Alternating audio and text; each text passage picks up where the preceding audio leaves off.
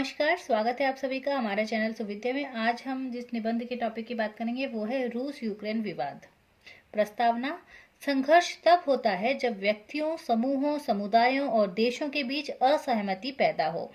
असहमति के फलस्वरूप मतभेद, प्रतिरोध, विरोध जैसी स्थिति उत्पन्न होती है। यह एक ऐसी स्थिति है जिसमें लोगों को शारीरिक, मानसिक, भावात्मक और राजनीतिक कष्टों से गुजरना पड़ता है। वे अपने मूल्यों, संस्कृति, विश्वासों, अनुभवों और लिंग के आधार पर अपनी धारणाओं को बनाते हैं। युद्धोन्माद संक्रमणशील होता है। एक चिंगारी उठी नहीं, हजारों पवन उसे हवा देने के लिए प्रस्तुत हो जाती हैं। यहाँ तक कि जब केवल दो राष्ट्रों के मध्य युद्ध होता है, तब भी पूरी दुनिया दो पालों में बंटकर किसी एक पक्ष का समर्थन करने लगती है।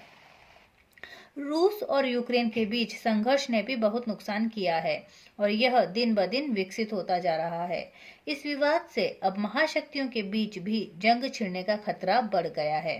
यह संघर्ष 2014 में शुरू हुआ, जिसमें मुख्य रूप से एक तरफ रूस और रूस समर्थक सेनाएं शामिल थीं और दूसरी तरफ यूक्रेन। युद्ध क्रीमिया की स्थिति व डोनबास के कुछ हिस्सों पर केंद्रित है, जिन्हें अंतर्राष्ट्रीय स्तर पर यूक्रेन के हिस्से के रूप में मान्यता प्राप्त है। संघर्ष के कुछ कारण हम देखते हैं। मुख्य कारण क्या माने जा सकते हैं? संघर्ष के कारण: जब से यूक्रेन सोवियत संघ से अलग हुआ है, रूस व पश्चिम दोनों ने इस क्षेत्र में सत्ता संतुलन को अपने पक्ष में रखने के लिए लगातार संघर्ष किया है।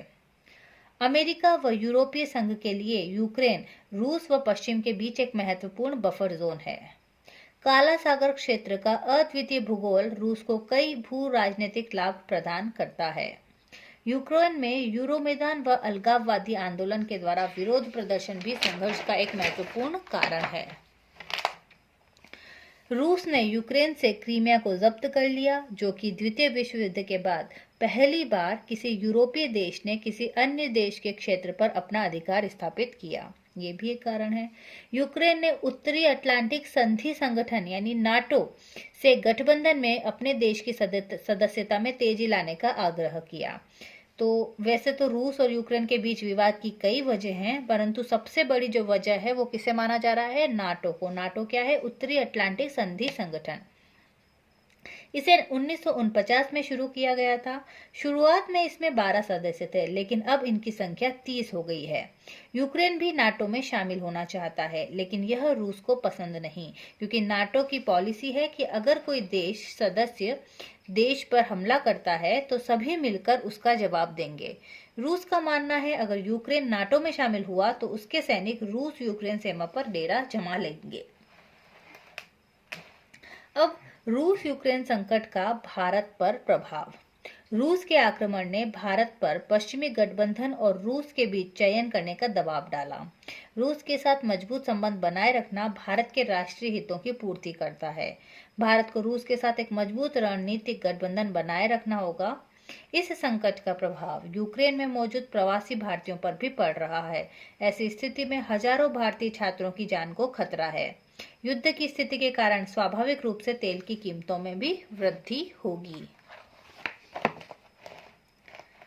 उपसंहार: युद्ध के कारण कुछ भी हो, परंतु परिणाम सदैव एक सा ही होता है। हजारों की संख्या में जानें जाती हैं। युद्ध राष्ट्रों की वर्षों पीछे धकेल देते हैं। उन्हें फिर नए सिरे से विकास हेतु संघर्ष करना होता है।